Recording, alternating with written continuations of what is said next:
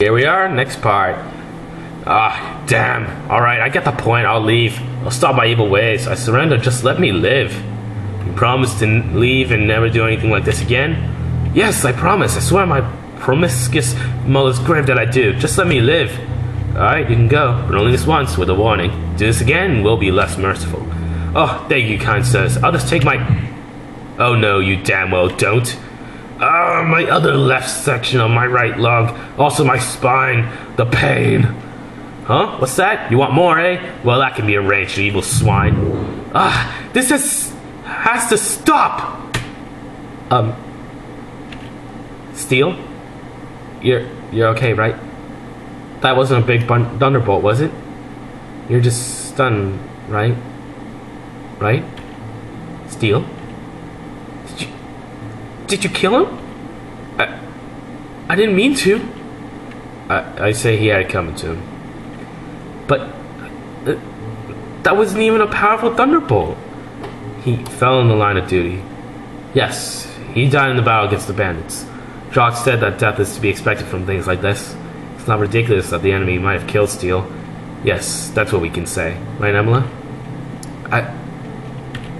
Come on, we should go. There's no point staying here anymore. Doesn't look like Steel's going to be getting up anytime soon. But I didn't mean to. I'm not a murderer. Well, he deserved it. It's not like he did anything wrong, really. He had it coming to him. Emela, we all understand that it wasn't an act of evil what you just did.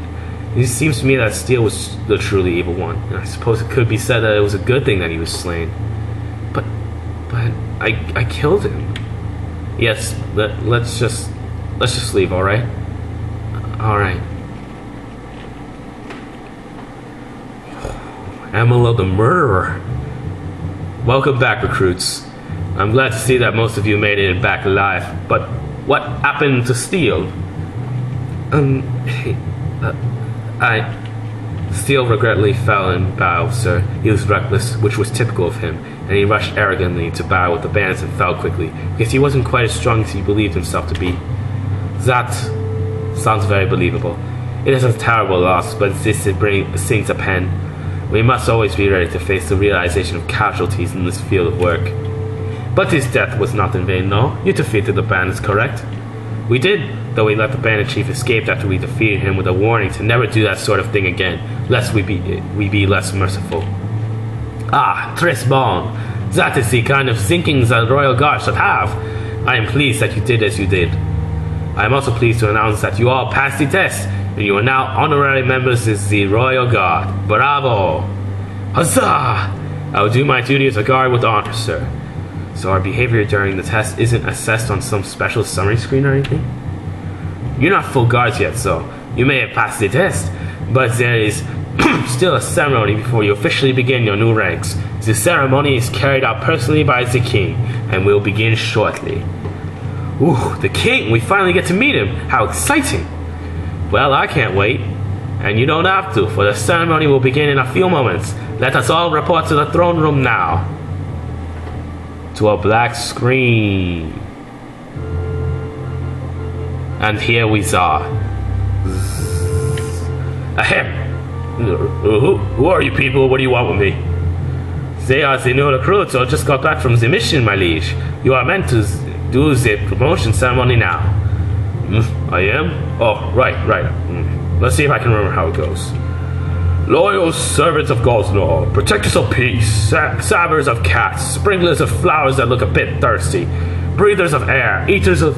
Ahem. What? Oh, right. Get on with it. Right. I can't actually remember with the proper speech, but it's not important anyway. I don't want to thank you all by recruiting some memorized piece of ancient tradition at you. Oh, no. That'd be a tad meaningless in my opinion. Instead, I'd rather thank you all personally for your tremendous work today. Well done, all of you. I am very pleased to promote you all to the status of Royal Guard of Gosnor, protectors of the peace, and I hope that you would wear the title well and defend the innocent from the malevolent with a heart driven by pure intentions rather than hate or vengeance or jealousy or grudges. Now that you are all royal guards, you will receive missions on a regular basis whenever we hear tell of evil in lands near or far. So always be on your guard and in peak physical condition, ready for combat at any time. Until your first mission is announced, you're all free to wander the castle and do as you please. Within reason, of course. You'll be informed when duty calls and your skills are needed. Now, new guards, you are dismissed. Wow, sort of hard to believe that we're now royal guards, eh, Mardek? Just one more step closer to becoming mighty heroes like Social Fox was. It's so exciting. I'm just glad to know that we'll all be defending the people of Gosnor. No, of Belfan, from the vile blight of evil. Isn't it a great feeling to know that you're making a difference in the world and making people you don't know and will probably never meet incredibly happy? Yes, that's why Mark and I want to be like Social Fox. He lived for that sort of thing. So noble. But now he's gone. Just like Steel. That's still bothering you? You can't honestly say you miss him, can you? Are you going to say that you loved him deep down or something like that, even though he treated you like filth or an object all the time and had no respect or concern for anyone at all besides himself? No, it's not that. The guy was an egotistical brute, that's for sure. But I killed him. I killed him, man. It's just bothersome, that's all. I mean, it's one thing to kill those faceless, nameless bandits who I didn't know. They were just the same as monsters or targets, I suppose. But still, I knew him. It's just weird to know that everything that he was, insufferable as it is, well, as it was, it's just gone now. Thanks to me. I killed him, robbed him of everything he had. I suppose I just never really thought about the effects of killing someone too much until this. It affects everyone they knew. I mean, what if those bandits had families? Wives and little children that they'd never been able to return home to because they died by our hands. I'm having trouble dealing with that. I hate to say this, but you should just not think about it. We're royal guards now, and we'll be doing a lot of killing in the name of justice in our line of duty. If you think too much about it, you'll be a hindrance to our ranks, and you'll break down on the battlefield and be of no use to anyone. Justice? Is it justice, though? What's justice? Just an opinion, really. I mean, those bandits, they could have been doing what they thought was right, what was just in their eyes. It's just that their opinions conflicted with ours. There's bloodshed. Is it ever necessary? See, that's why I think Steele's lack of mercy was unforgivable. We defeated that bandit chief, and we could have left it at that. We could have taught him a lesson without killing him, and he could have changed and caused others to change too. But Steele wouldn't have that. He just wanted to kill things. Even so, is it right to force our own views on everyone? Why did that bandit need to be stopped? Because we wanted him to be? It's pretty obvious when things are wrong, or right sometimes. You can argue that good and evil are just two different sides of the same generic gold piece, which is true in a way, but there's such a thing as definite evil. That, I think, is obvious. If someone kills a man for greed or to further his own goals, then that's evil. If he steals without earning something fairly, that too is evil. If he uses people and does to people what he wouldn't want done to himself, then that's evil. Would you kill yourself, Donovan? Because we were just doing that to those bandits. Yes, there's that argument too. But I think we should stop thinking so deeply about this. We're all soldiers now, members of the Royal Guard. You all know that what we do helps more people than it hurts, correct? Killing a bandit might inconvenience them and bring grief to his family if he had one, but not killing him would cause him to bring grief to many families. And he should have known that no good could come of an evil way of life before he followed the path of banditry. I suppose you're right. I'm going to go lie down and think for a bit. I'll probably be okay tomorrow. Thanks for your words, though. Good night. Night, Emela. Maybe you should go and talk to her for a bit, Charlotte. I think the company would do her well. Okay. I suppose we should all retreat to bed too, men. We need to be constantly prepared for battle and well rested. You never know. Mission could come up tomorrow and we could be called off to some foreign land to do battle with the evil most foul. So good night, you two. Well, night, Donovan.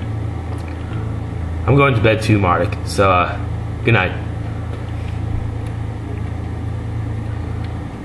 So yeah, you're on your own now. Now, we could leave for a bit, but it's kind of dangerous. There's one part that I really want to get to, but I'm waiting until I have 3 characters in my party. And yes, I did say 3, not just 2, me and Mardek. But we have a little more exposition to spew. Hey, Mardek, are you awake? Well, yeah. Wow, a lot happened today, eh? Well, I just can't believe that Steele's dead. I know, I mean, I always wanted him dead, I suppose, so I should be happier maybe. But I'm not. Especially after that conversation just then. I just can't stand to see Emela like that. And she made a good point, too. Have you ever really thought about things like the life of people you might kill? We fought those bandits today. Did you consider that they might have had families and never see them again? Well, I don't know. I sort of know that they do, but try not to think about it. Because it makes us no use to anyone if we think about it too much and break down the battlefield. That's all we are, I suppose. Tools. Don't want us breaking. I am astounded that you humans even consider such things. In my limited experience with the humans of Nineveh, I saw them only to be mindlessly violent, slaying any and all who stood in their way with no consideration that they were people too, rather than just targets. Well, were you angels better than that? Funny. We were probably worse. Maybe not violently, but we certainly treated the Droma like objects rather than other sentients. We always had a problem with that. But the others never listened, and now after that crystal arrived, I said I'd not go on about my past or purpose, so I'll leave it at that. Vague, mysterious. Don't ask any further, please. But I must bring something up. What is it? Sounds urgent. It might be, but I'm not sure. Since I melded with Mardek, my innate powers have sort of been on a fritz. I've been not detecting things I should, and detecting other things that turn out to be nothing. Well, when we were exploring those mines, I got this overwhelming feeling that I can't ignore. I could be wrong, and I hope I am, but I think that another of my race, another angel, is here, on this world now. Well, that's good. We can have a chat about old times together. He can maybe take you home. I doubt that greatly. You see, I sort of refrained from telling you this before because it might frighten you and make you edgy, but I'm not exactly liked by others of my kind. Well, what do you mean? I mean, if that other is here, chances are he's after me. He's looking for me. Yes, probably to destroy me. See, this is why I don't mention anything before. I don't know if he'll be able to detect me, though. I can only pick up his vague magical signature, but I can't say where he is. Like I said before, I could be completely wrong, and I could have just detected a monster or something. That mine was full of magical crystals. Maybe that had something to do with it? Actually, you're right. That seems reasonable, because I can't feel it anymore. I could in there, but that must have been it. Magic crystals. Yes. So, it'd be best if you didn't think too much about what I just said. The chances of them finding me here of all places are pretty low anyway, and they probably assume I'm dead by now since it's been so long. So please don't worry about it. Well, okay. We should go to sleep now, though, Mardek. Probably be a big day tomorrow. Well, okay. Good night. Alright, that's the end of part. So, I'll be seeing you in the next part. Toodles.